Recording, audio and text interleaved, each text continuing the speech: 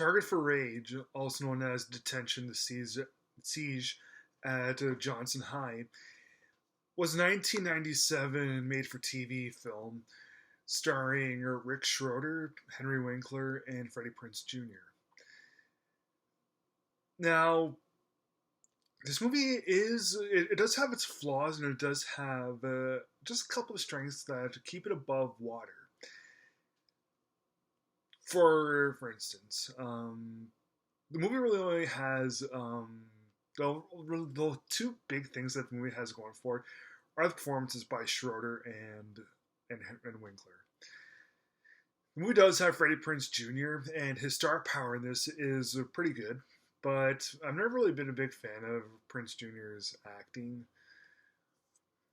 But seeing Ricky Schroeder in this, um, yeah, I never knew that he could act that well.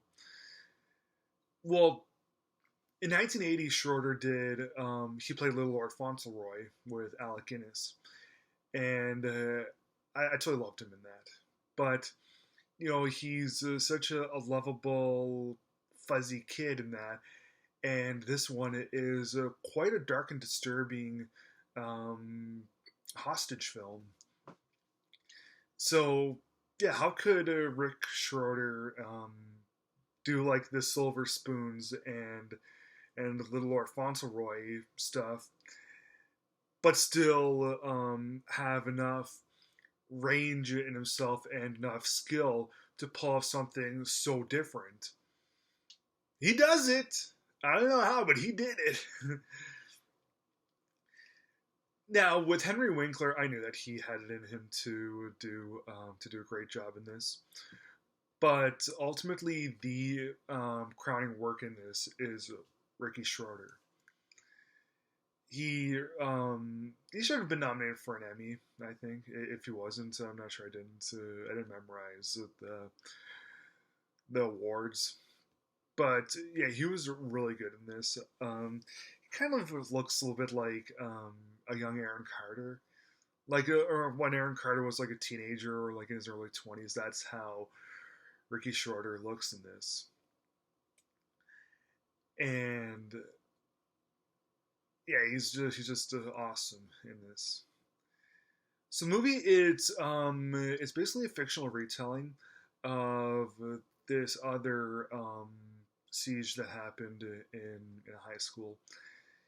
This was several years before Columbine, and yeah, if there are obviously there are some parallels, but yeah, all just coincidence. See, what this movie is about is this guy named Jason Copeland, who's played by Ricky Schroeder. He's been out of high school for a couple of years, and he flunked, and he blames his teachers for he blames his teachers that flunked him for where he's at right now, his status. He doesn't have any money, and yeah, he is putting all the blame into his teachers. So what he wants to do is go over to his high school, lock everything down, and yeah, just seek all the vengeance that he possibly can. Apparently, in real life, there's like 4 people that were murdered and like 15 that were injured from him, and it's kind of shocking the way that everything unfolds in this, but you hardly ever see any actual movies about you hardly ever see any actual movie about hostage situations that happen in school. So I thought that stroke of originality, even though this is just a made-for-TV movie from the late '90s, I thought that was that originality bit was extraordinary, to be honest.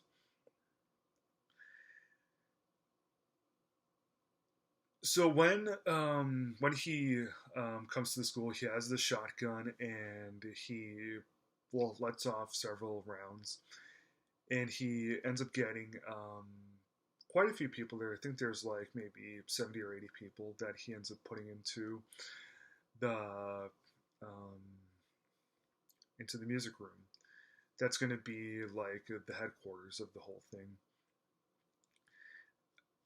Henry Winkler, whose name in the movie is Skip or Kip or whatever, um, talks with him, and yeah, when the after he lets off a few rounds and he gets everyone into the music room, the movie really becomes a kind of a standard cliched um, hostage piece, even though it takes place in a school, and that is pretty original. The movie itself, the way that it gets handled, there's a few things in there that really I didn't find all that realistic. They're kind of dumb moves. I guess that they wanted to be kind of realistic because Jason isn't really all that educated of a guy, but still, I didn't entirely believe it. And yeah, the movie does become very cliched.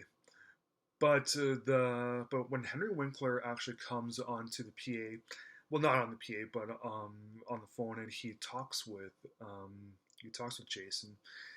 It becomes there's this special bond that's formed between them, man. That was very fascinating. The way that they bounce off each other with things. Um, yeah, Winkler really grows to like he grows to like Ricky Schroeder, and likewise for Shorty, he grows to like the Winkler character, and the way that everything happens in it, it is